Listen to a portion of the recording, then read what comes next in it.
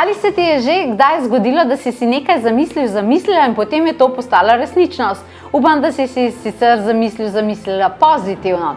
To pomeni, da imaš sposobnost miselne magije in to je izjemna stvar. Nekateri imajo to malce bolj razvito, nekateri malce manj, ampak več ali manj imamo to razvito vsi. Kaj pa se zgodi, če naenkrat kar načrtno uporabiš te sposobnosti miselne magije? Potem se zgodijo pravi manifestacijski čudeži in jaz mislim, da bi to moral poznati čisto vsak človek na tem planetu. In sedaj lahko, kajti na leto 16. maja prihaja čisto novo pri meni tečaj miselne magije.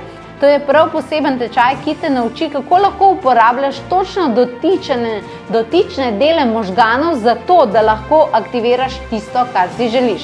Recimo, zakodiraš prave besede in ko prideš v prostor in jih poveš vse zadeve, kar zgodijo.